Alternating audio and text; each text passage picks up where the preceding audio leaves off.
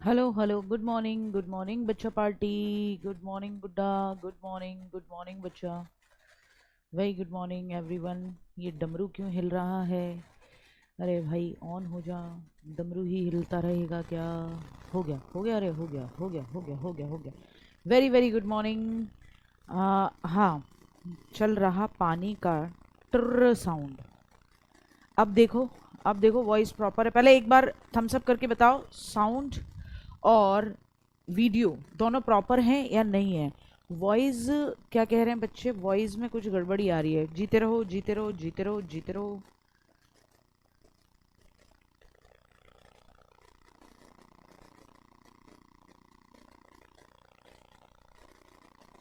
Sound बताओ, Thums up करके बताओ सब बढ़िया है। वॉइस क्लियर नहीं है, वॉइस क्लियर नहीं है भैया जी। वॉइस क्लियर के लिए बच्चे बोल रहे हैं बैकग्राउंड साउंड आ रहा है। बैकग्राउंड साउंड आ रहा है? अच्छा, अरे एक बार देखना भैया साउंड कैसा है। ठीक है, आ रहा है आ रहा है आ रहा है। ठीक है ठीक है ठीक है ठीक है ठीक है ठीक है ठीक है। ओके, वो पंखा पंखे का साउंड आ रहा होगा, मैं बंद कर देती हूँ। Okay, voice voice okay okay. Voice clear नहीं आ रही। अच्छा, एक बार देखो।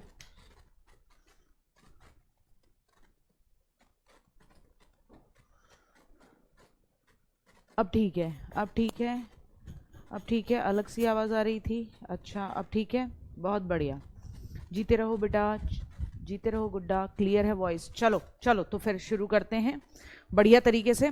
हम जिस पे चल रहे थे वो थे राष्ट्रपति भैया जी और उपराष्ट्रपति भैया जी, यानी प्रेसिडेंट भैया और साथ में थे वाइस प्रेसिडेंट भैया। आर्टिकल 52 से समझते हुए आ रहे हैं। पहले राष्ट्रपति जी समझे 52 से लेके 62 तक, फिर 63 से हमने उपराष्ट्रपति भैया समझे। 63 भारत का एक उपराष्ट्रपति होगा, यानी भारत का एक वाइस प्रेसिडेंट होगा। 64 जो उपराष्ट्रपति होगा वो राज्यसभा का पदेन सभापति होगा, यानी कि वही इंसान जो कि कंट्री का वाइस प्रेसिडेंट है वही होता है कौन? राज्यसभा का चेयरपर्सन। ये बिल्कुल मैंने समझाई दिया था कि ब्याह तो तुम करने गए थे बहू लाने के लिए या पत्नी लाने के लिए या पति लाने के लिए, लेकिन साथ में और भी रिश्तेदार मुफ्त में मिले। जीजा जी, फूफा जी, मामा जी, फूफा जो भी बने तुम, ठीक है ना। अच्छा, 65 क्या समझाया था कि राष्ट्रपति की जगह अगर खाली है तो ऐसे में वाइस प्रेसिडेंट साहब काम करेंगे as a president, as a officiating कार्यवाहक राष्ट्रपति। सैलरी भी वही मिलेगी, वेतन भी वही मिलेगा, भत्ते भी वही मिलेंगे, आनंद भी वही मिलेगा।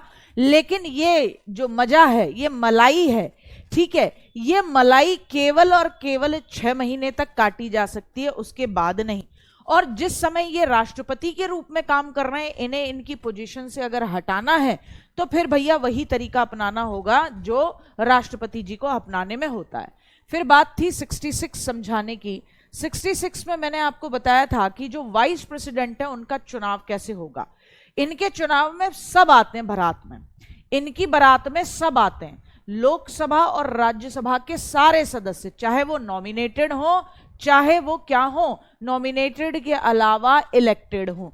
लेकिन कौन नहीं आते? राज्यों से कोई लेना देना नहीं है इनका, तो राज्यों की विधानसभा का कोई सदस्य इनकी बारात में, इनके आर्टिकल 66 इनके चुनाव में भाग नहीं लेगा। ना ही कोई विधान परिषद का सदस्य भाग लेगा, नहीं दिल्ली, पौंडीचेरी और जम्मू कश्मीर जैसी किसी यूनियन टेरिटरी या संघ शासित क्षेत्र का कोई व्यक्ति, कोई सांसद भाग लेगा। यहां तक क्लियर हो गया था। आर्टिकल 67 क्या कहता है? आर्टिकल 67 कहता है भैया चुनाव बता दिया तुमने, चुनाव का तरीका भी वही रहेगा। ये बताओ कि इनका कार्यकाल कितना रहेगा, टेन्योर कितना रहेगा। तो बोले भैया 5 साल का कार्यकाल रहेगा। कितने साल का कार्यकाल रहेगा बेटा जी? 5 वर्ष का कार्यकाल रहता है। किसका? उपराष्ट्रपति भी 5 साल के लिए रहते हैं। अच्छा, इन्हें पहले देने का मन करे कि ना जी मैं तो रिजाइन दे रहा हूं, इनका मन कर जाए कि मुझे रिजाइन देना है, इनका मन कर जाए, जैसे मैंने आपको क्या बताया था, वीवी गिरी, वराहगिरी वेंकट जो थे वो दे गए, वो अपना इस्तीफा दे गए थे। तो अगर इनका समय से पहले इस्तीफा देने का मन करे तो किसको देंगे? तो देते राष्ट्रपति जी को हैं। तो किसको देते हैं? राष्ट्रपति जी को देते हैं। तो कमाल की बात है, ये बिल्कुल वही है जो कौन सा सलमान खान की मूवी का एक डायलॉग था ना, तुम डेविल के पीछे डेविल तुम्हारे पीछे, सो मच फन। तो वही वाली बात है भैया। देखो, राष्ट्रपति अपना त्याग पत्र किसको देते हैं? उपराष्ट्रपति को। और उपराष्ट्रपति साहब बताते हैं फिर लोकसभा के स्पीकर को कि ऐसे ऐसे राष्ट्रपति भैया जी ने रिजाइन दे दिया है। और उपराष्ट्रपति अपना त्याग पत्र किसको देते हैं? राष्ट्रपति जी को। ठीक है ना? तो दोनों एक दूसरे को अपना रिजाइन देते हैं। अब मुझे कहानी में एक ट्विस्ट आता है, वो बताओ। जब जाकिर हुसैन साहब की हो गई मृत्यु, उस समय वीवी गिरी थे वाइस प्रेसिडेंट। तो ऐसे में वीवी गिरी ऑफिशिएटिंग प्रेसिडेंट के रूप में काम कर रहे थे।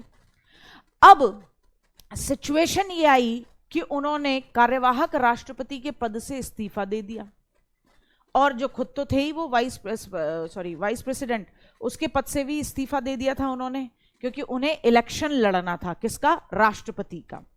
तो ऐसे में उन्होंने अपना इस्तीफा, उन्होंने अपना रेजिग्नेशन लेटर किसको दिया होगा? सोच के बताना, ठीक है? सोच के बताना कि उन्होंने अपना रेजिग्नेशन लेटर किसको दिया होगा।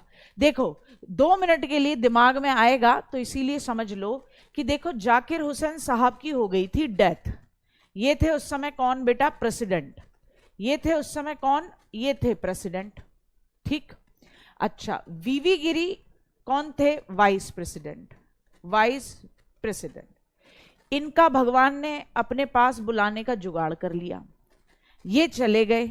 तो फिर ऐसे में इनकी जगह काम किसने किया? वीवी गिरी ने, एज अ कार्यवाहक राष्ट्रपति, officiating vice president, as a कार्यवाहक राष्ट्रपति यानी officiating vice president, officiating president किसने काम किया? वीवी गिरी। लेकिन जब वीवी गिरी ने भी रिजाइन दिया तो किसको दिया होगा? तो याद रखना, इन्होंने जब रिजाइन दिया तो ये तो राष्ट्रपति को देते, लेकिन उस समय राष्ट्रपति तो खाली ही थे। ये तो खुद कार्यवाहक ऑफिशिएटिंग प्रेसिडेंट के रूप में काम कर रहे हैं। तो इन्होंने उस समय देखो, बहुत ध्यान से समझना, राज्यसभा का सभापति अगर नहीं होता, क्योंकि वाइस प्रेसिडेंट कौन है? राज्यसभा का चेयरपर्सन भी है।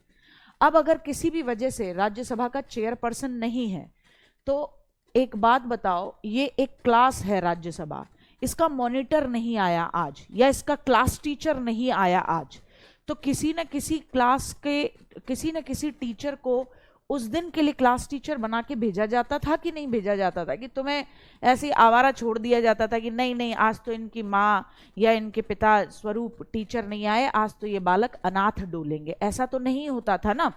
तो ऐसे में जो उप सभापति होता है, ऐसे में जो उप सभापति होता है, जिसे आप बोलते हो वाइस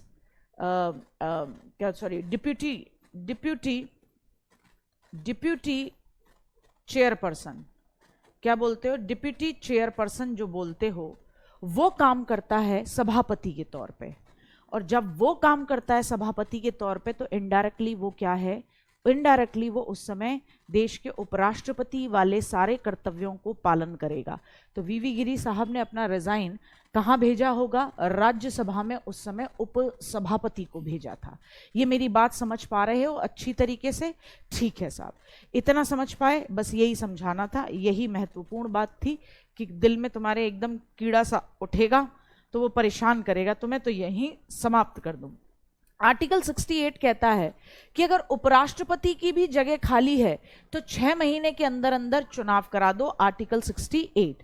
69 कहता है कि उपराष्ट्रपति को शपथ कौन दिलाता है? ओथ कौन दिलाता है? तो कहते हैं इन्हें शपथ दिलाने का काम प्रेसिडेंट खुद करते हैं, या फिर प्रेसिडेंट किसी व्यक्ति को अपॉइंट करते हैं। या तो प्रेसिडेंट खुद करते हैं, या फिर किसी और को क्या करते हैं? अपॉइंट करते हैं। तो फिर से रिवाइज करो, कुछ नहीं है, आर्टिकल का ही मामला है। 63 भारत का एक उपराष्ट्रपति होगा। 64 वो राज्यसभा का पदेन सभापति होगा। He will be working as the chairperson by default chairperson of Rajya Sabha. 65 if there won't be the president, अगर राष्ट्रपति साहब नहीं है तो सारे कर्तव्यों का पालन कौन करेगा? राष्ट्रपति के तौर पर उपराष्ट्रपति करेगा, और मलाई भी सारी वही लेंगे। 66 उनका कार्यकाल कितने का, सॉरी 66 कार्यकाल नहीं है, उनके चुनाव में कौन कौन भाग लेता है? तो राज्यसभा और लोकसभा के सभी सांसद भाग लेते हैं। इनमें कोई भी विधानसभा का सदस्य, विधान परिषद या यूनियन टेरिटरी का सदस्य भाग नहीं लेता। 67 कार्यकाल 5 साल का होता है। उससे पहले मन करे रिजाइन देने का, बोले दे देंगे। किसको देंगे? बोले भैया राष्ट्रपति साहब को रिजाइन दे देते हैं। राष्ट्रपति जी किसको रिजाइन देते हैं? बोले उपराष्ट्रपति भैया को रिजाइन देते हैं। बहुत बढ़िया कॉम्बिनेशन है दोनों का। 68 क्या कहता है? 68 कहता है कि उपराष्ट्रपति का पद भैया कितने 6 महीने से ज्यादा खाली नहीं रहना चाहिए। 6 महीने से ज्यादा खाली नहीं रहना चाहिए। आ रही है बात समझ में? 69 उन्हें शपथ कौन दिलाता है? बोले भैया उन्हें शपथ दिलाने का काम है या तो खुद प्रेसिडेंट या उनके थ्रू अपॉइंटेड कोई व्यक्ति उन्हें क्या करेगा? शपथ दिलाएगा। कोई दिक्कत यहां तक में? कोई दिक्कत यहां तक में? कोई परेशानी? अच्छा, एक चीज और नोट करना यहां पर, जब हमने लिखा कि उपराष्ट्रपति का चुनाव कैसे होता है, तो यहीं योग्यताएं लिख लो कि उपराष्ट्रपति बन कौन सकता है। योग्यताएं भी लिख लो, यहीं योग्यताएं लिख लो। योग्यताओं में भैया ये एडेड नहीं मिलेगी, इसलिए कुछ चीजें मैं नोट करवाती हूं, तो प्लीज जो इंग्लिश वाले बच्चे हैं वो यहाँ खुद भी ऐड कर लेना। यानी कि क्वालिफिकेशंस क्या होती हैं, एलिजिबिलिटी या क्वालिफिकेशंस क्या होनी चाहिए to become a vice president of the country. तो क्वालिफिकेशन नंबर 1 भारत का नागरिक होना चाहिए। इनको भी क्या होना चाहिए? भारत का नागरिक होना चाहिए। नागरिक यानी इंडियन सिटीजन। सेकंड बात क्या है? एज इनकी भी 35 होनी चाहिए, 35 ईयर्स पूरी कर चुके हों ये भी, ठीक है। और तीसरी चीज क्या आती है? जैसे राष्ट्रपति जी के लिए था कि उनको लोकसभा का सदस्य चुने जाने की योग्यता रखते हो, ऐसे ही इनके साथ है कि ये राज्यसभा RS का सदस्य चुने जाने की योग्यता रखते हो। RS का सदस्य चुने जाने की योग्यता रखते हो। चुने जाने की क्या रखते हो? योग्यता रखते हो। इतना मामला होना चाहिए। इतना मामला क्या होना चाहिए? इनका भी होना चाहिए। कोई दिक्कत? कोई दिक्कत? बहुत बढ़िया। अगर कभी भी अच्छा लो बेटा, मैं हट गई स्क्रीन के सामने से गुड्डा, ठीक है। अगर कभी भी साउंड में या इसमें दिक्कत आया करे तो निकल के बाहर भाग जाया करो और फिर वापस से क्लास में आ जाया करो। कई बार डेटा बफर कर जाता है आपका। सारी योग्यताएं सेम हैं, पर राष्ट्रपति जी के लिए क्या है कि वो लोकसभा का सदस्य चुने जाने की योग्यता रखते हो, और उपराष्ट्रपति जी के लिए क्या है कि वो राज्यसभा का सदस्य चुने जाने की योग्यता रखते हो। एज वही है 35। कोई दिक्कत यहां तक में? हाँ, इतना बहुत अच्छे तरीके से समझना है। अच्छा, यहीं एक और बात रखो कि इनके लिए कितने प्रस्तावक चाहिए। तो याद रखना है, इनके लिए प्रस्तावक इनका नाम प्रमोट करने वाले या इनका नाम प्रपोज करने वाले कितने प्रपोजर चाहिए? प्रपोज करने वाले कितने प्रपोजर चाहिए? तो 20 चाहिए। और फिर कितने अनुमोदक चाहिए जो इनके नाम पे ऐसे हामी भर दें कि हाँ भाई इनको इलेक्शन लड़ने देना चाहिए? वो भी 20 चाहिए, ठीक है। ये कितनी जमानत राशि जमा कराएंगे RBI में? ये भी 15,000 की ही जमानत राशि जमा कराएंगे। 15,000 रुपए RBI में ये भी इतने ही जमा कराते हैं जमानत राशि के तौर पर। कहीं कोई दिक्कत आई हो इतने में तो पहले ये बताओ, ठीक है। हाँ, अच्छा, इनको कितनी सैलरी मिलती है? तो याद रखना, उपराष्ट्रपति भैया को सैलरी मिलती है 4 लाख। इनकी सैलरी कितनी रहती है बेटा? तो याद रखना, ये कुछ एक चीजें बच्चों के मन में आती हैं इसलिए बता देते हैं। 4 लाख के करीब इनको क्या मिलती है? सैलरी मिलती है। आ रही है बात समझ में? ये वाला मामला है इनका। चलिए, यहां तक होने के बाद, सब रिवाइज हो जाने के बाद, अब अच्छे से समझना है। आर्टिकल 69 शपथ हो गया कि इन्हें ओथ कौन दिलाता है, तो क्लियर हो गया, ये तो राष्ट्रपति जी दिलाते हैं या फिर वो किसको अपॉइंट करते हैं वो दिलाते हैं। ये दिमाग में रखना। आर्टिकल 70 क्या कहता है? आर्टिकल 70 कहता है कि उपराष्ट्रपति जो हैं, वाइस प्रेसिडेंट जो हैं, कई बार ऐसी सिचुएशन आएंगी कि उन्हें राष्ट्रपति के कामों को करना पड़ेगा। उपराष्ट्रपति को कई बार ऐसी सिचुएशंस आएंगी कि राष्ट्रपति के रूप में काम करना पड़ेगा। जैसे 10 दिन के लिए प्रेसिडेंट साहब का कंधा टूट गया, या 10 दिन के लिए प्रेसिडेंट साहब अपनी बिटिया की शादी में कनाडा चले गए।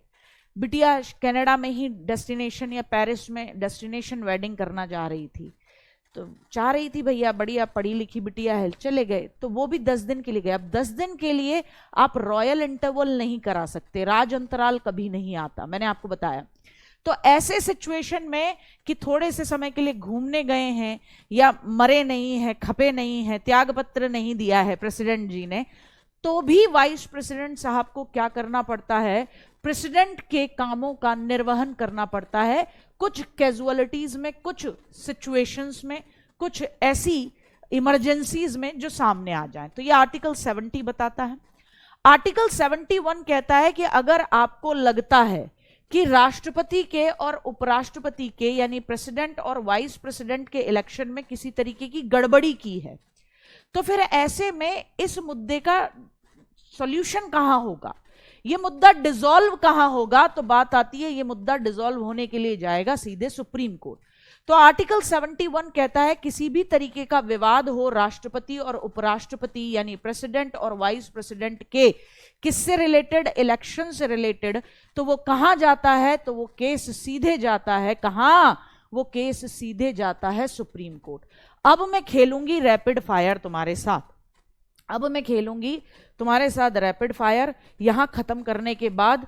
तो ये जो तुम्हारी दिक्कत है कि दीदी हमें ये नहीं याद होते हैं क्या, ये जो तुम बोलते हो ना क्या आर्टिकल्स नहीं याद होते हैं, वो देखो अभी कैसे याद होंगे, फटाफट फटाफट। तो पहले तो ये बात याद रखना, उपराष्ट्रपति की सैलरी 4 लाख रहती है, और ये जो वेतन मिलता है वो उपराष्ट्रपति वाइस प्रेसिडेंट के तौर पर नहीं मिलता। उपराष्ट्रपति का कोई वेतन नहीं है आपके कॉन्स्टिट्यूशन में। तो ये पैसा मिल काहे रहा है वाइस प्रेसिडेंट साहब को? ये पैसा इसलिए मिल रहा है क्योंकि वाइस प्रेसिडेंट साहब, वही वाली बात है बेटा, तुम्हारी बिटिया को ब्याह के लेके गया दामाद, इस बात का पैसा नहीं है, वो तुम्हारे घर का दामाद है, इस बात का उसको पैसा देते हो तुम। उसका मान सम्मान वो इस बात का होता है, वो जो खड़े करके दरवाजे पे तुम उसका टीका करके चांदी का उसको वो देते हो, इसलिए नहीं है कि वो लड़की से विवाह करके उसका पति बनाए, इसलिए है कि वो तुम्हारे घर का दामाद है। तो बिल्कुल ऐसे ही उपराष्ट्रपति भैया को यानी वाइस प्रेसिडेंट साहब को सैलरी जो मिल रही है वो वाइस प्रेसिडेंट की नहीं इसलिए मिल रही है क्योंकि वो किसके, राज्यसभा के चेयरपर्सन है, राज्यसभा के सभापति हैं। ठीक है, योग्यता आपको पता ही है, भारत का नागरिक, 35 साल, राज्यसभा का सदस्य चुने जाने की योग्यता, और राष्ट्रपति भैया लोकसभा का सदस्य चुने जाने की योग्यता। ठीक है, प्रस्तावक 20, अनुमोदक अप्रूव करने वाले भी 20, जमानत राशि कितनी, 15,000। ठीक, अच्छा, अब आगे बढ़ने से पहले अब होगा रैपिड फायर राउंड। आ जाओ बेटा, क्योंकि यहां से सबसे ज्यादा क्वेश्चन आते हैं और आगे का मजा तभी है जब मेरी औलादें फट बताएंगी। मैं यहां छोड़ूंगी, तुम मुझे बताओगे कि कौन से आर्टिकल पर किस चीज के बारे में बात की गई है, या फिर मैं लिख देती हूं कि किस, ये वाली बात कहां है, तुम आर्टिकल लिखना है ना, तुम आर्टिकल लिखना। ठीक है, तो अब सबसे पहली मैं यहां लिखती हूं, सबसे पहला मैं लिखती हूं यहां पर, भारत का एक राष्ट्रपति होगा, भारत का एक राष्ट्रपति। नंबर 1 पर बताओ कौन सा आर्टिकल आना चाहिए। ठीक है, नंबर 2 पर मैं कह रही हूं, नंबर 2 पर मैं कह रही हूं कार्यपालिका की सारी शक्तियां उसी में होंगी, कार्यपालिका की सारी शक्तियां राष्ट्रपति के पास, सारी शक्तियां संघ की कार्यपालिका की सारी पावर राष्ट्रपति भैया के पास होंगी, राष्ट्रपति के पास, राष्ट्रपति भैया के पास होंगी। बताओ ये कौन सा आर्टिकल? राष्ट्रपति और उपराष्ट्रपति के चुनाव में कोई भी विवाद, राष्ट्रपति व उपराष्ट्रपति का चुनाव का कोई भी विवाद, उपराष्ट्रपति के चुनाव का विवाद सुप्रीम कोर्ट में, चुनाव के विवाद का निपटारा, विवाद यानी कोई डिस्प्यूट्स का निपटारा सुप्रीम कोर्ट में। बताओ बेटा आर्टिकल कौन सा? ये 3 क्वेश्चन, अभी 3 ही लिखे हैं और लिख देती हूं। नेक्स्ट बताएंगे, हाँ नेक्स्ट बताएंगे, हाँ ठीक, उपराष्ट्रपति का कार्यकाल, उपराष्ट्रपति उपराष्ट्रपति का कार्यकाल बताओ, कब से लेकर कब तक होता है? अभी अभी करा है तुमने। और बताओ मुझे उपराष्ट्रपति का चुनाव बताओ, या आर्टिकल्स बताओ एक बार में, मैं देखूं क्या क्या बता रहे हो। शाबाश। अच्छा, पहले से समझने की कोशिश करूं। पहले में 52 है, शाबाश। भारत का एक राष्ट्रपति होगा, 52 बता रहे हो, शाबाश मेरे बागड़ बिल्लों। कार्यपालिका की सारी शक्तियां 53 होगा, शाबाश।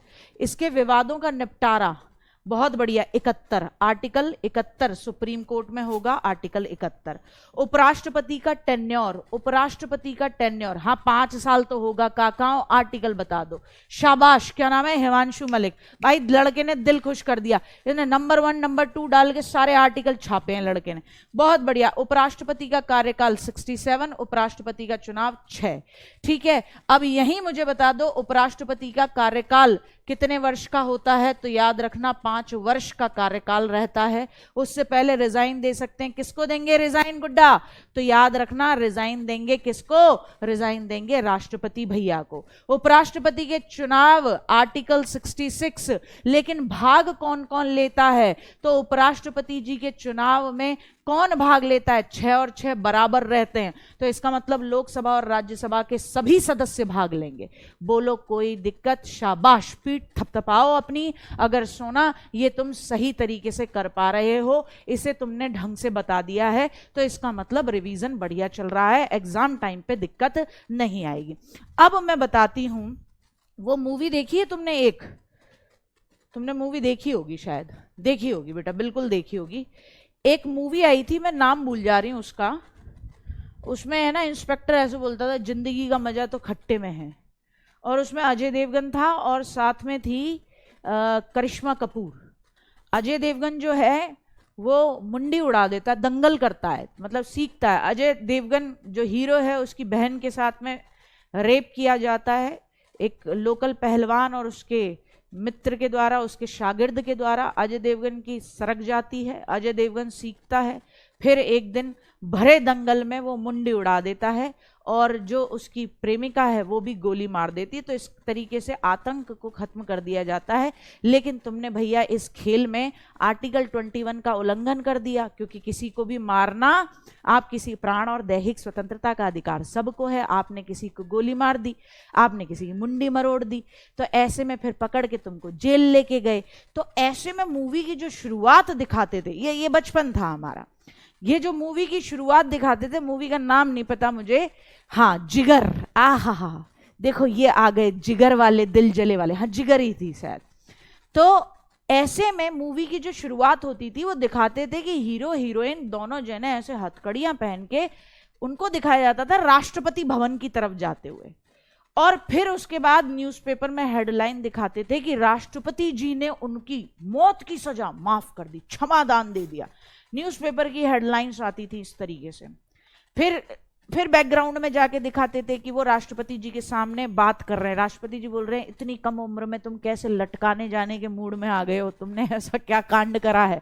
तो वो कह रहे हैं हमने अन्याय के खिलाफ ये किया। वो फिल्मी डायलॉग जो बोलते हैं, हीरो को बुलवाए जाते हैं, हीरोइन को बुलवाए जाते हैं, हमने अन्याय के खिलाफ ये किया है, वो किया है। तब पहली बार मेरे दिमाग में आया कि गुरु राष्ट्रपति, प्रेसिडेंट इस कंट्री का बड़ा पावरफुल चीज है। बताओ यार, किसी ने किसी को गोली मार दी, किसी के आर्टिकल 21 की बैंड बजा के रख दी, और उसके बाद जाके भी अगर प्रेसिडेंट को लॉजिकल लग रहा है कि ठीक है कोई दिक्कत नहीं है, ये हीट ऑफ द मूवमेंट हो गया, या ठीक है अन्याय का खात्मा करने के लिए ही किया, तो वो यार किसी की फांसी की सजा उसको भी माफ कर सकता है। मैंने कहा बड़ा पावरफुल आदमी होता है प्रेसिडेंट तो। ठीक है, तो यही हमें समझना है, राष्ट्रपति की जुडिशियल पावर समझनी है। अब क्या समझनी है गुड्डा? जुडिशियल पावर्स समझनी है, जुडिशियल पावर्स। अब देखो, न्याय देने का अधिकार किसका है बेटा? भारत के अंदर तो जुडिशरी का है, जजेस करते हैं ना, लेकिन अपने आप में राष्ट्रपति भैया भी जज हैं। तो मजाक नहीं समझना, जो बालक कह देते हैं राष्ट्रपति क्या है, कुछ नहीं है, कोई पावर अगले आदमी में दम है। आप ये देखो ना, जुडिशियल पावर है उसके पास। कैसी पावर है? जुडिशियल पावर है। अब मैं बताती हूं 5 तरीके की जुडिशियल पावर रहती है राष्ट्रपति जी के पास। कैसी तरीके की? 5 तरीके की रहती हैं। आर्टिकल कौन सा है? तो याद रखना आर्टिकल 72। जैसे आर्टिकल 71 कहता है राष्ट्रपति और उपराष्ट्रपति का किसी भी तरीके का कोई विवाद हो रहा है उनके चुनाव से संबंधित तो सुप्रीम कोर्ट में मामला जाएगा। ऐसे ही आर्टिकल 72 से पावर्स की बात होती है राष्ट्रपति जी की कि उनके पास जुडिशियल पावर्स हैं। मेरी बात समझ पा रहे हो? उनके पास क्या है? जुडिशियल पावर हैं। हाँ ठीक है, आ जाओ। अब सारी 5 तरीके की जुडिशियल पावर न्यायिक शक्तियां बताऊंगी, पांचों की पांचों समझनी है, ठीक है अच्छे से, फिर मैं हट भी जाऊंगी ताकि तुम नोट कर पाओ। 5 तरीके की जुडिशियल पावर है। पहली को बोलते हैं पार्डन, क्षमा। पहली को क्या बोलते हैं? पार्डन, क्षमा। मतलब किसी भी दंड को पूरी तरह क्षमा कर सकते हैं। किसी भी दंड को पूरी तरह, मतलब समझ रहे हो, पूरी तरह क्षमा कर देने का अधिकार। पूरी तरह, हाँ बिल्कुल ठीक, पूरी तरीके से उसे क्या कर दे रहे हैं? निरस्त कर दे रहे हैं, पूरी तरीके से उसे समाप्त कर दे रहे हैं। पूरी तरीके से मतलब अगर आपको 10 साल की सजा मिली थी, राष्ट्रपति जी ने टोटल उसको क्या करा दिया? क्षमा करा दिया। टोटल उसको क्या करा दिया? क्षमा करा दिया। किसी को, अजय देवगन को और उसकी जो हीरोइन थी उसको फांसी पे लटकाने की सजा मिल दी थी, लेकिन राष्ट्रपति जी ने क्षमादान दे दिया, यानी टोटल पार्डन कर दिया, पूरी तरीके से क्षमा कर दिया। बोले कोई भी नहीं, ये भी नहीं कि नहीं इनको एक काम करो फांसी पे लटकाने की जगह आजीवन कारावास दे दो, ना ना ना ना ना, पूरी तरह खत्म मामला, क्षमा दे दिया। प्रविलंबन क्या है? रिप्राइव। प्रविलंबन यानी रिप्लाइव। इसमें हिंदी में ही क्लियर हो रहा है विलंब, ठीक है, विलंब यानी आपकी किसी सजा को अनिश्चित काल के लिए टाल दें कि हाँ बाद में बताएंगे, अभी नहीं दे रहे। विशेषकर मृत्युदंड यानी डेथ सेंटेंस को या फांसी की सजा को अनिश्चित, कि अभी नहीं दिया जाएगा, अनिश्चित काल के लिए टाल दिया जाए। मुझे लगता है रिप्राइव या प्रविलंबन सबसे ज्यादा खतरनाक सजा है। ये राष्ट्रपति जी की पावर बेशक है, लेकिन सपोज करो मुझे पता हो, मैंने मुंडी उड़ाई है किसी की, या मैंने किसी को गोली मारी है, अब मुझे पता है कि गुरु तुमने जघन्य अपराध किया है। जैसे वो अभी हम सब ने वो वाला मुद्दा सुना था ना, वो श्रद्धा मर्डर केस है ना, तो क्या नाम था उसका? आफ्ताब लड़के का। अब जैसे उसने बिल्कुल विभत्सता की हद कर दी, मतलब विभत्सता की हद तो है ही यार, तुमने किसी लड़की को काट डाला, काटने के बाद तुम वहां पे बैठ के दारू पी रहे हो, खाना खा रहे हो, फिर तुमने उसे फ्रिज में रखा। प्लानिंग देखो तुम्हारी, तुमने जाके उसको मर्डर करने के बाद उसके पार्ट्स को अलग अलग जगह फेंका, फिर तुमने एक और नई गर्लफ्रेंड बनाई, उस पर अपने टेंडर पेंडर जिस पे भी बनाई तुमने, फिर तुम उसके साथ वहीं, तुम्हें पता है कि वहाँ डेड बॉडी रखी हुई है, वहाँ तुम उसके साथ किसी और लड़की के फिजिकल रिलेशन में, मतलब ऊपर का माला कुछ तो गड़बड़ होगा ना अगले आदमी का। अब ऐसे में सपोज करो कि आफ्ताब को, वैसे तो मैंने आपको बताया था कि अब जब डेथ सेंटेंस या फांसी की सजा या मृत्युदंड दिया जाता है तो वो rarest of the rare cases में दिया जाता है। किसमें? Rarest of the rare cases. ये कब से शुरू हुआ भारत के अंदर? एक केस हुआ था सज्जन सिंह का केस। सज्जन सिंह ने पहले अपनी बहू मार दी और 14 साल की सजा काटने के बाद जब अपने छोटे भाई के घर गया तो उसकी हरकतें देख के उसकी पत्नी ने कहा होगा छोटे भाई की ने कि यार देखो क्या असर पड़ेगा बच्चों पर, ये आदमी यहाँ घर आना चाहिए, बच्चे क्या कहेंगे कि ये देखो हमारा ताऊ ऐसा अपनी बीवी मार दी, जेल में रह के आया। उसकी मेंटलिटी देखो कि वो आदमी इस बात से चिढ़ गया और जब उसके ही घर के उसका छोटा भाई और छोटे भाई की वाइफ बाहर कुछ सामान लाने के लिए गए तो उसने उनके 3 बच्चों को मार डाला भाई साहब।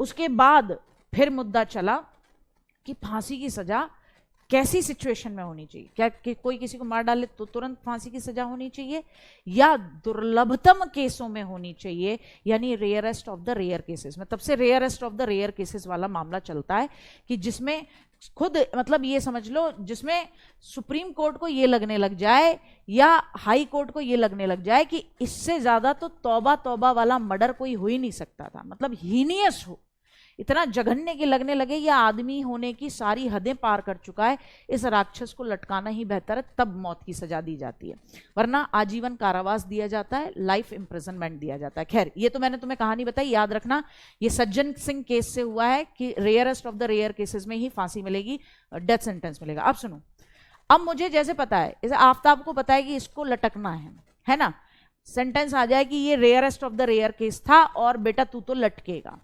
अब ऐसे में इसने रिक्वेस्ट डाली, किधर डाली रिक्वेस्ट, ऊपर ये पता, जब सुप्रीम कोर्ट से खेल हो जाएगा तो इसका वकील क्या कहेगा कि तू एक काम कर, तू राष्ट्रपति जी को चिट्ठी लिख, किसके लिए, ताकि वो अपनी जुडिशियल पावर का यूज करें, और पहली बार में तो क्या करवाएगा, क्षमादान करवाने के लिए कहेगा कि तू माफी मांगने के लिए क्या है कि तो हीट ऑफ द मूवमेंट में हो गया था और तेरा क्षमादान कर दें, वो नहीं करा।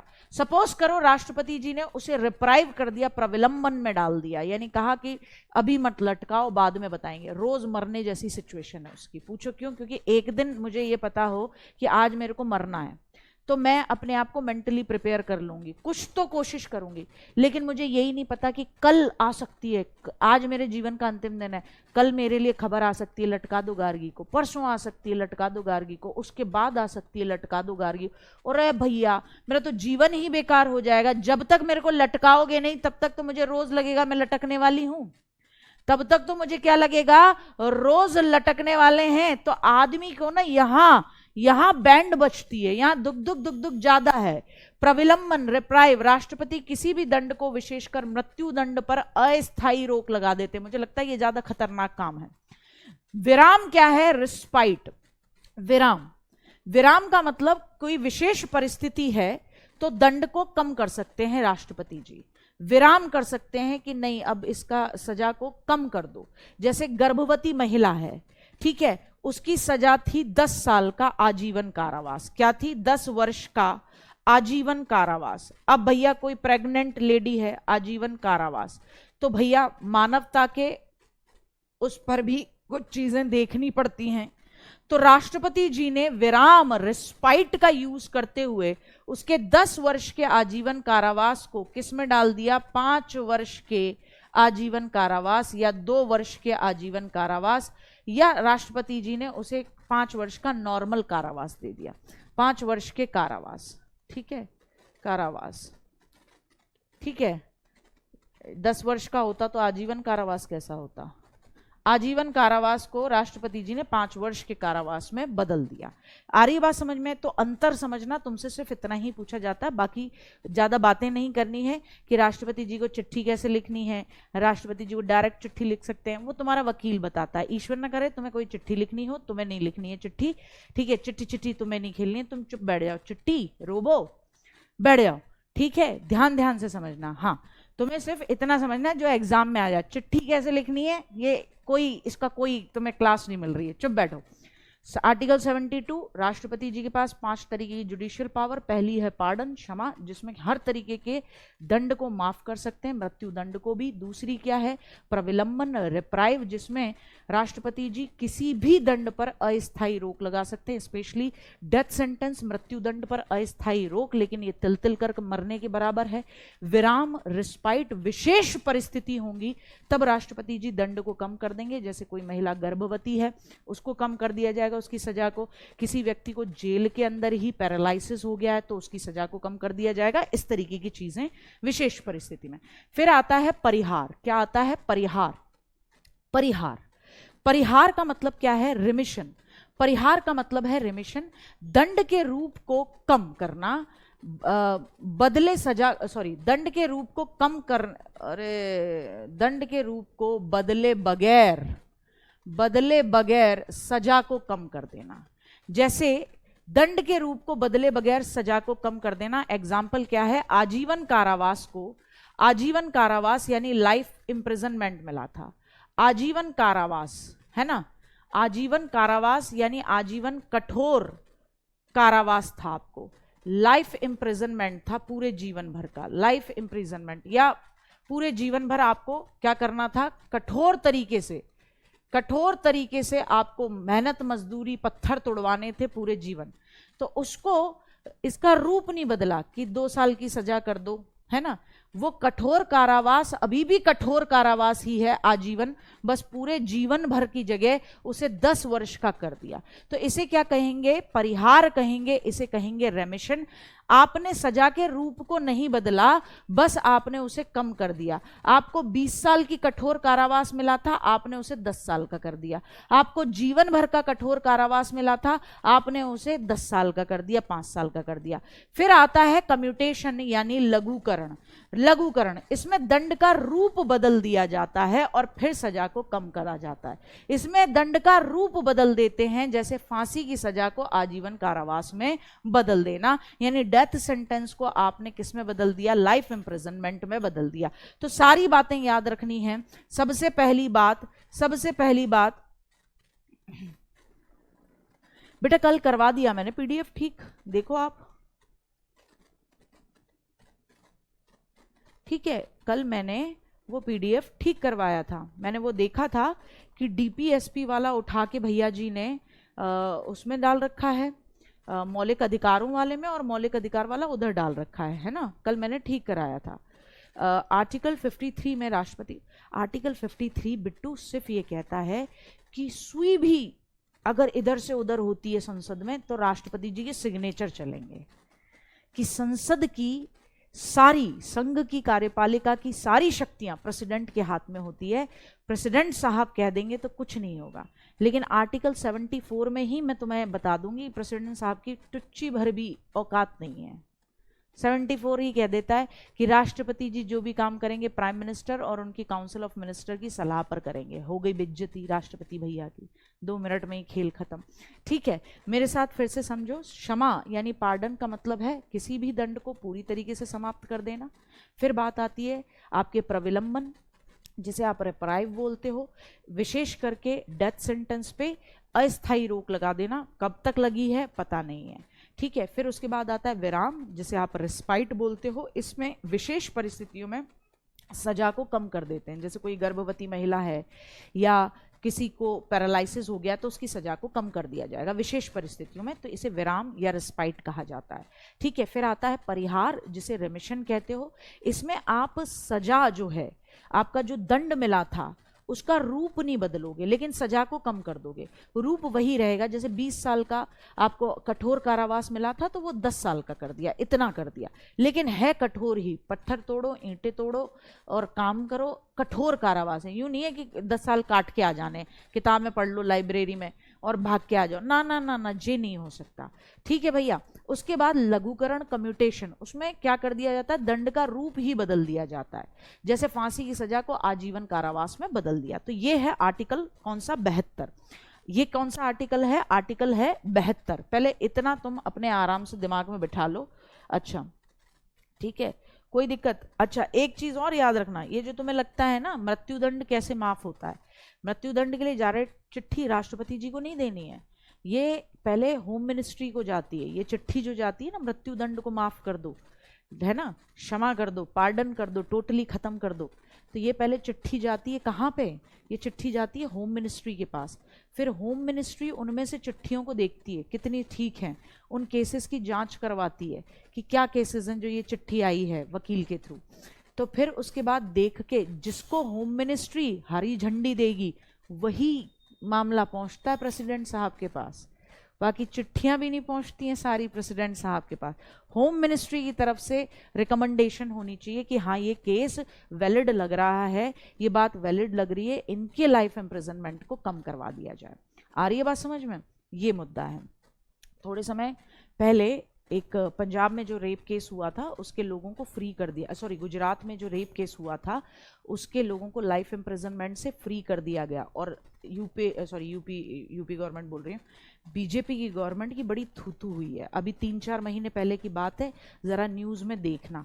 तो इसमें किसकी इन्वॉल्वमेंट रहती है? होम मिनिस्ट्री की इन्वॉल्वमेंट रहती है। तो पता होना चाहिए आपको कि होम मिनिस्ट्री की तरफ से रिकमेंडेशन जाएगी, ठीक है। आ जाओ, चलो इतना हो गया, इतना समझ में आ गया। 72 समझ में आया, प्रेसिडेंट की पावर्स समझ रहे हैं, प्रेसिडेंट की शक्तियों के बारे में बात कर रहे हैं, है ना, कोई दिक्कत? हाँ मैम, राष्ट्रपति ने कोई अपराध किया हो तो उन्हें सजा कैसे दिया जा सकता है? दीपांकर पूछ रहे हैं, बढ़िया प्रश्न है बेटा। राष्ट्रपति ने कोई भी सजा मतलब कांड किया है जब तक वो प्रेसिडेंट के पद पर है ना, तब तक तो उन्हें गिरफ्तार भी नहीं किया जाएगा। जैसे सपोज करो राष्ट्रपति साहब ने एक दिन घर में लड़ाई में अपनी पत्नी को पीट दिया। अब पत्नी ने तुरंत जाके क्या कर दिया, पत्नी ने तुरंत जाके जो लोकल पुलिस थाना था वहां अपने खिलाफ डोमेस्टिक वायलेंस की क्या डाली, एक एफआईआर करवाई। राष्ट्रपति साहब को गिरफ्तार नहीं किया जाएगा, मैं आपको बता दूं, एफआईआर के लिए, क्योंकि वो जिस पद पर हैं उस पद पर इस तरीके के किसी भी अपराध के लिए उन्हें गिरफ्तार नहीं किया जा सकता। हाँ, वो एक अलग बात है कि जब वो अपने पद पर नहीं हो तब इस एफआईआर के बेसिस पर उनमें लठ तोड़े जाएं, जैसे उनको ट्रीट किया जाता है वैसे उनको किया जाए, उनको गिरफ्तार किया जाए, उनको सजा दी जाए, लेकिन उस समय नहीं किया जाएगा, लेकिन उस समय नहीं किया जाएगा किसी भी हालत में। हाँ, जेल में अपराधी शिक्षा प्राप्त कर सकते हैं। अगर आपका आजीवन कठोर कारावास है तो उसमें भी आपको काम करने का पत्थर तोड़वाए जाएंगे। उसके बाद आपको कुछ भी कल्चरल या अपना खुद का एनरिचमेंट काम करने के लिए समय दिया जाता है। तो कुछ लोग पढ़ते भी हैं। मेरे फादर थे जुवेनाइल में, जुवेनाइल जानते हो, बाल बंदी सुधार गृह में, उसमें टीचर थे मेरे पापा।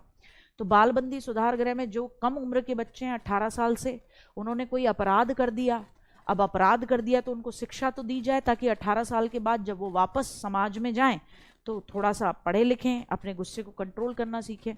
तो हम भी जाया करते थे ऐसे जेल में, पापा के संग विजिट करने चले जाते थे। तो वो पूरा ध्यान रखा जाता है, बाकायदा उन्हें पढ़ाया जाता था, उनका क्लास का टाइम टेबल होता था, फिर वो कुछ ना कुछ दरी बनाते थे, हैंडवर्क हैंडीक्राफ्ट भी सिखाया जाता था। और फिर अगर पास करके अपने 10th के 12th के एग्ज़ाम, आपको पूरा बाकायदा वो मिलता है, क्या बोलते हैं, सर्टिफिकेट मिलता है कि आपने कहाँ से इसको 10th को पढ़ा है, कहाँ से आपने 12th करा है। तो पढ़ाया तो जाता है, एजुकेशन अगर कोई लेना चाहे बिल्कुल मिलेगी। वो एक वेब सीरीज़ आई तो थी 10वीं, किसकी थी ये, अभिषेक बच्चन की, मूवी वगैरह जो भी थी बढ़िया थी, अच्छा कंसेप्ट था, समझाया गया कि किस तरीके से जेल के अंदर भी व्यक्ति पढ़ सकता है, शिक्षा प्राप्त कर सकता है। अब सुनो, अब मुद्दा एक आ रहा है, इतना समझ लो पहले आप अच्छे तरीके से। अब एक बालक मुझसे ये कह रहा है कि आर्टिकल 73 रह गया मैम, ठीक है ना, आर्टिकल 73 रह गया मैम, सीधे 74 पे आ गए। तो आर्टिकल 73 को मारो गोली, उसमें ऐसा कुछ भी नहीं है, इसलिए उसको हटा दो, ठीक है, इसलिए उसको हटा दो। बेटा वो महाभियोग का एक ही आधार है, संविधान का अतिक्रमण। वो महाभियोग तब लगेगा जब संसद चाहेगी, और इस बात पे महाभियोग नहीं लगेगा, इस बात पे महाभियोग नहीं लगेगा। आ रही बात समझ में, ये बात याद रखना, इस बात पे महाभियोग नहीं लगेगा, ठीक है। आ रही बात समझ। उनकी पत्नी को प्रोटेक्शन दिया जा सकता है, वो वहां से चली जाएंगी, डोमेस्टिक वायलेंस की बेसिस पे उनको प्रोटेक्शन मिलेगा, ये सारी चीजें हो सकती हैं, लेकिन गिरफ्तारी नहीं मिलेगी। नोटिस आ सकता है कि आप अपने पद पर रहते हुए अपनी पद की गरिमा का उल्लंघन कर रहे हैं, लेकिन उनको एफआईआर नहीं होगी, उनको जेल नहीं जाया जाएगा, उनको जेल नहीं लेके जाया जाएगा। आ जाओ, आर्टिकल 74 यहीं आते आते सारी बेइज्जती कर देता है किनकी, राष्ट्रपति भैया की। क्यों कहते हैं राष्ट्रपति क्या यार, कि अपने पावर पूरी उनके हाथ में है, कार्यपालिका की, सारे काम वही करेंगे, सारा पावरफुल आदमी वही है। आर्टिकल 74 उस गुब्बारे में ऐसे करके ऐसे पिन मारता है, क्योंकि आर्टिकल 74 कहता है कि प्रेसिडेंट साहब जो भी काम करते हैं वो प्राइम मिनिस्टर, उनकी काउंसिल ऑफ मिनिस्टर यानी उनकी मंत्रिपरिषद की सलाह पर काम करेंगे, यानी उनकी मंत्रिपरिषद की सलाह पर काम करेंगे। मेरी बात समझ रहे हो अच्छे तरीके से? अच्छा साहब, इमरजेंसी कब लगी थी देश में? जो इंदिरा गांधी जी ने लगाई थी अपने फायदे के लिए, वो लगी थी 1975 से 76। कहानी है भाई, मजा आएगा, ध्यान से सुनो। वो लगी थी 1975 से 1976। अब इंदिरा गांधी जी को लगा लोग किरकिरी कर रहे हैं, भैया बात तो हो ही रही है कि कोई देश में आंतरिक गड़बड़ी नहीं है, इन्होंने अपनी कुर्सी बचाने के लिए क्या कर दिया है, इमरजेंसी लगा दी है। और उधर राष्ट्रपति साहब सोते से उठकर उनने साइन कर दिए हैं। तो ऐसे में इंदिरा गांधी को लगा कि कहीं ऐसा ना हो राष्ट्रपति जी अपनी पावर का यूज करने लगे और संसद के बाकी सांसद मेरे खिलाफ चले जाएं। तो ऐसे में बहुत चालाकी करते हुए इंदिरा गांधी जी ने 42वां संशोधन किया। समय देखना कब हो रहा है बेटा, 42वां संशोधन कब हुआ है? 1976 में हुआ है, 1976 में, यानी इमरजेंसी अभी भी लगी हुई है। और इसमें यह कह दिया कि राष्ट्रपति जी राष्ट्रपति जी किसकी, पीएम और उसकी काउंसिल की सलाह मानने के लिए बाध्य हैं। बोले इनने जो सलाह दे दी उसे मानना ही मानना है राष्ट्रपति जी को। बता, सोचो, राष्ट्रपति की पावर भी निचोड़ दी उस औरत ने। ठीक है, राष्ट्रपति जी पीएम और उसकी काउंसिल की सलाह मानने के लिए बाध्य, काउंसिल की सलाह मानने के लिए बाध्य, सलाह मानने के लिए बाध्य। समझ रहे हो बेटा? हाँ ठीक है, ये कह दिया कि नहीं भैया, प्राइम मिनिस्टर और उसकी काउंसिल ऑफ मिनिस्टर ने जो कहा है वो मानना ही पड़ेगा राष्ट्रपति जी को। अब इमरजेंसी हटती है, इमरजेंसी हटी 1977 में। उसके बाद इस बात को हटाने के लिए फिर 44वां संशोधन किया गया 1978 में, और कहा गया कि अगर कोई भी प्रपोजल प्राइम मिनिस्टर और उसकी काउंसिल ऑफ मिनिस्टर से कहा जा रहा है राष्ट्रपति के बाद, तो फिर भैया राष्ट्रपति जी एक बार लौटा सकते हैं। कितनी बार? कम से कम एक बार लौटा सकते हैं कि इस पर दोबारा विचार करिए। लेकिन अगर वही प्रपोजल दूसरी यात्रा में, यानी दूसरी बार राष्ट्रपति जी के बाद पास आएगा, तो वो उसे मानने के लिए बाध्य होंगे। मेरी बात समझ पाए? मेरी बात समझ पाए? हाँ बेटा, महाभियोग इंपीचमेंट से ही प्रेसिडेंट को हटाया जाता है। आपने पढ़ा तो था, इंपीचमेंट आर्टिकल 61, इंपीचमेंट से ही तो प्रेसिडेंट को हटाया जाता है। ठीक है, आ रही बात समझ में? ठीक है, हाँ आ रही बात समझ में? आ जाओ। ठीक है, आ रही बात समझ में? तो ये यहां पर इंदिरा गांधी जी ने राष्ट्रपति जी की पावर को भी कम कर दिया। मतलब जितने समय तक देश के अंदर इमरजेंसी लगी हुई है, प्राइम मिनिस्टर कौन है? इंदिरा गांधी जी हैं। तो उन्होंने क्या कह दिया, 42वां संविधान संशोधन किया 1976 की, प्राइम मिनिस्टर किसकी, प्रेसिडेंट जो है प्राइम मिनिस्टर और उनकी काउंसिल ऑफ मिनिस्टर की सारी सलाह मानने के लिए बाध्य है। एक बार भी नहीं लौटाएंगे, चुपचाप मुंडी नीचे करके साइन करो, ऐसा वाला मामला कर दिया। फिर जब सरकार हारी, इमरजेंसी हटी, उसके बाद 1978 में 44वां संविधान संशोधन किया गया और कहा गया कि नहीं यार, जो सलाह मिली है उसे एक बार लौटा सकते हैं प्रेसिडेंट जी, और कह सकते हैं पुनर्विचार करिए। यानी आप एक बार दोबारा से इसको रीथॉट में लेके आइए, इस पे पुनर्विचार करिए कि आप जो सलाह दे रहे हो उससे देश का नुकसान ना हो। लेकिन अगर फिर भी देखो, आज भी यही है, राष्ट्रपति जी प्राइम मिनिस्टर और उसकी काउंसिल ऑफ मिनिस्टर की एडवाइस को सिर्फ एक बार लौटा सकते हैं। लेकिन फिर दोबारा अगर वही एडवाइस आती है सेकंड टाइम में, सेकंड विजिट में, तो राष्ट्रपति जी मानने के लिए बाध्य हैं। अब बताओ क्या पावर है बेचारे के पास है? आर्टिकल 53 का तो सारी पावर राष्ट्रपति पे, 74 यूं पिन मार देता, कह देता कुछ नहीं है तेरे पास। असली कौन चला रहा है? प्रेसिडेंट को चलाने वाले प्राइम मिनिस्टर और उसकी काउंसिल ऑफ मिनिस्टर पहुंच जाते हैं लेके, सर यहां पे सिग्नेचर करने, सर ये वाली चीज ऐसे होनी है, फिर मानना पड़ता है अगले आदमी को। आ रही बात समझ में? हाँ ठीक है बेटा, 42वां हुआ था और फिर ये जो चेंज आया वो 44th नंबर पे आया। ठीक है, हाँ मैं बताती हूँ प्रियांशी, हुआ क्या था, ये कहानी बड़ी रोचक है। इमरजेंसी लगने का कारण क्या था कि पंजाब में हाई कोर्ट में इंदिरा गांधी जी के खिलाफ एक केस चला था कि इंदिरा गांधी जी ने मिसयूज किया है अपनी पावर का और वो गलत तरीके से चुनाव जीती हैं। तो उस केस को इंदिरा गांधी जी हार गई थी, और उस केस को हार जाने का ये रिजल्ट था कि ये रिजल्ट निकलने वाला था कि इंदिरा गांधी जी को अपने पद को त्यागना पड़ता, यानी इंदिरा गांधी जी की कुर्सी चली जाती। तो कुर्सी बचाने के लिए इंदिरा गांधी जी ने तुरंत ही देश के अंदर इमरजेंसी लगा दी। अब जब इमरजेंसी लग गई तो फिर गए सारी चीज़ें साइड में। तेज दिमाग की लेडी तो थी, इसमें तो कोई दो राय नहीं है, तेज दिमाग की लेडी थी भाई। आ जाओ, यहां तक समझ में आई अच्छी तरीके से? आर्टिकल 72 समझ में आया? आर्टिकल 74 कि राष्ट्रपति जी जो भी काम करते हैं वो प्राइम मिनिस्टर और उनकी काउंसिल ऑफ मिनिस्टर की एडवाइस पर करते हैं, और एडवाइस को आज के समय पे कितनी बार लौटा सकते हैं? सिर्फ एक बार। दूसरी बार में वही अगर एडवाइस वापस आती है तो प्रेसिडेंट साहब को वो एडवाइस माननी पड़ेगी। ये कब से हुआ? ये 44वां संविधान संशोधन 1978 से हो रहा है। कोई दिक्कत आ रही बात समझ में? हाँ ठीक है। हाँ बेटा देखो विपुल, 43वें संशोधन में क्या हुआ कोई लेना देना नहीं है आपको। आपको सिर्फ ये देखना है 42 के बाद 44 इंपॉर्टेंट है। इंपॉर्टेंट चीजें देखो, कॉन्स्टिट्यूशन नहीं पढ़ना है।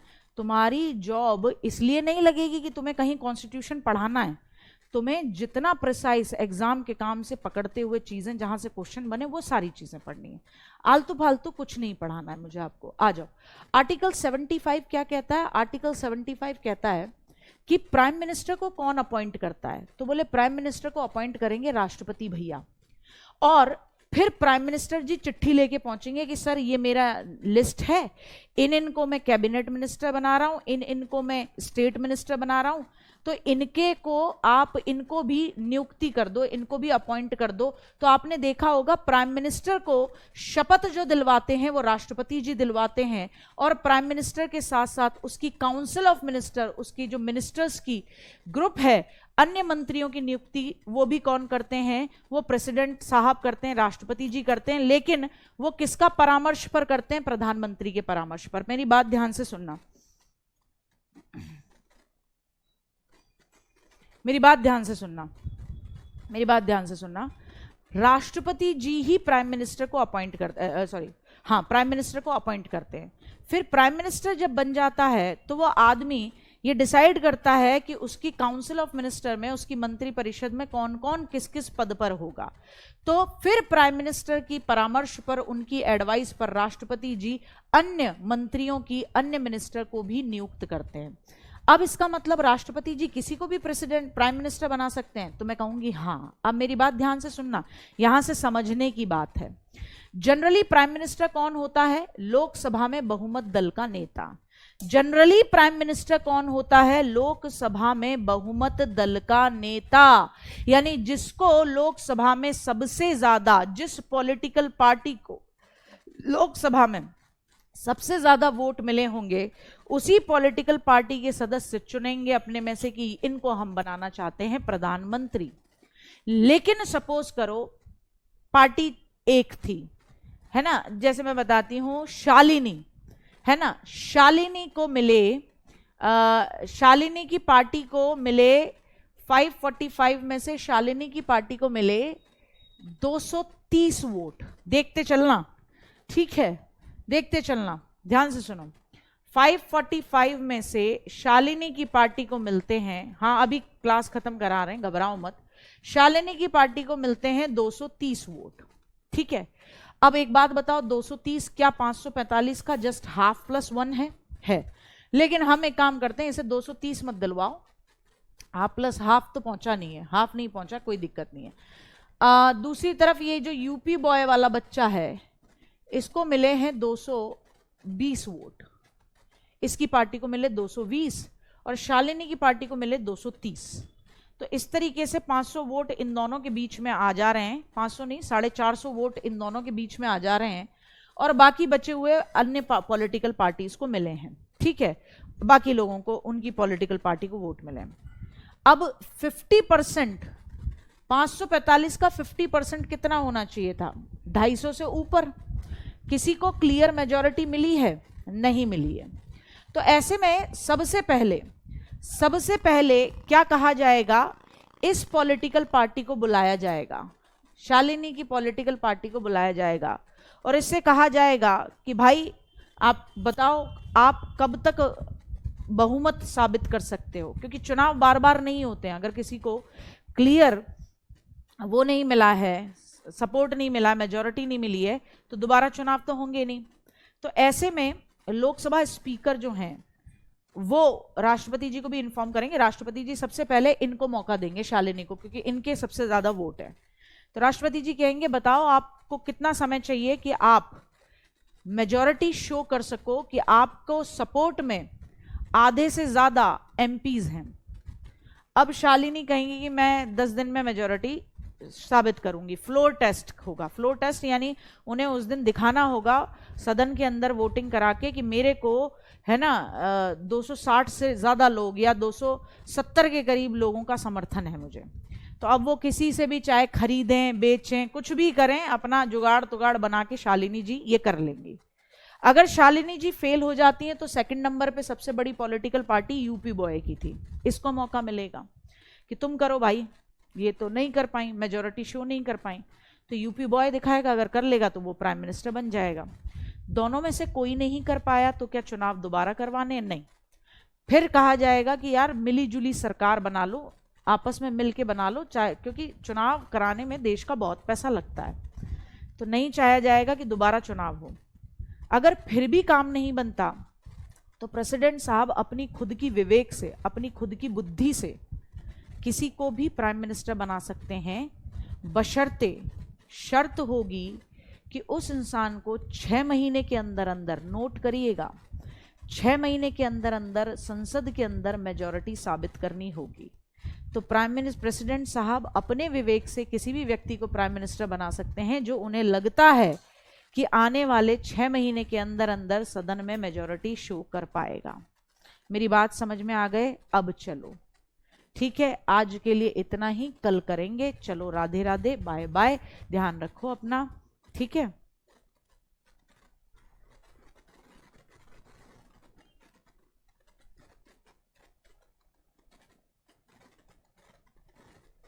नहीं नहीं बेटा, ऐसा कुछ नहीं होगा यूपी बॉय, आर्टिकल 73 से कुछ नहीं आता, घबराओ मत। और ये नहीं पूछा जाता कि चिट्ठी कैसे लिखी जाती है।